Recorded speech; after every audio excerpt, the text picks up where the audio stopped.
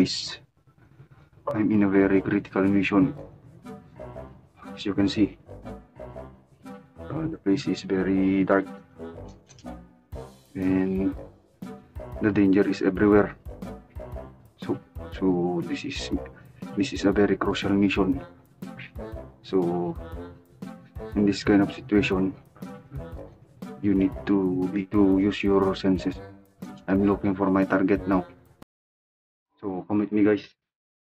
Oh, by the way, look at my weapon. This is my weapon. So hopefully I can find my target. Just be careful. It's very dangerous here.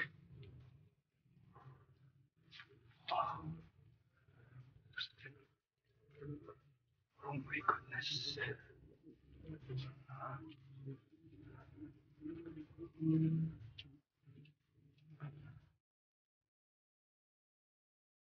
You will look to the left and to the right. Okay? This is the strategy. So let's keep on going. Hopefully we can eliminate our target.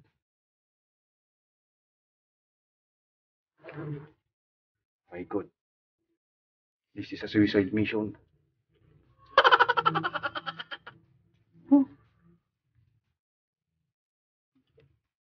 As you can see, guys.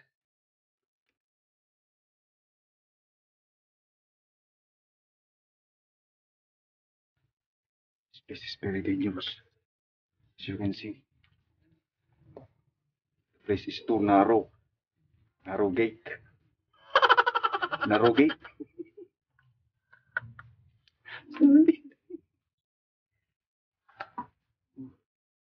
Oh, goodness. This is a very hard mission for me. I cannot find any target here. So let's keep on going. Stay focused.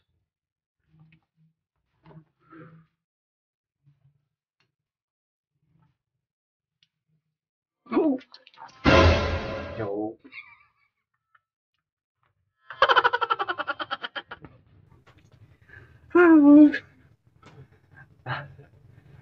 Do you know what I'm looking for?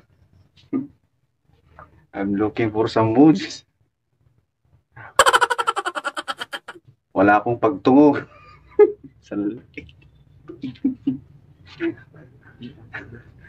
No, let's find some food.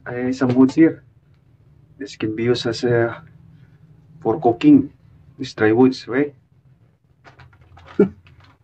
Some pieces of dry woods. I'm going to use it for cooking.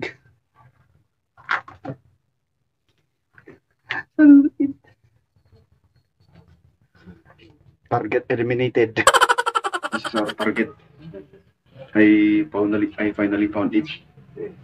I'm going to use it for cooking because the gas stove is empty. You're dead.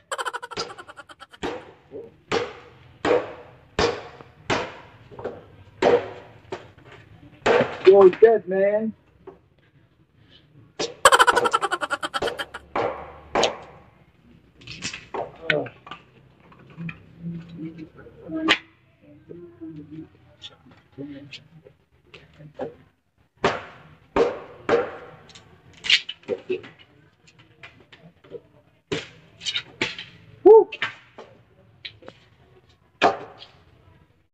So ito na guys yung ginawa nating panggatong kanina.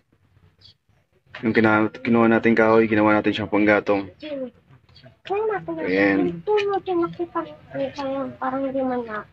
So ayan na po yung kinuha nating kahoy dun sa kanina. So nakapag-provide na po tayo ng maglulutuan natin. Sabi ko lang po, sa panahon ngayon na sa matinding krisis tayo, kailangan po natin maging flexible. Kung wala tayong may pambili ng mga gas tube or any na expensive na paglulutuan, pwede naman po tayong dumiskarte. Bakit ng kahoy? Kahit pa paano makapag-survive tayo sa panahon ito. So yun lamang po. Maraming salamat ulit sa panonood. Manong Ilocano, signing off.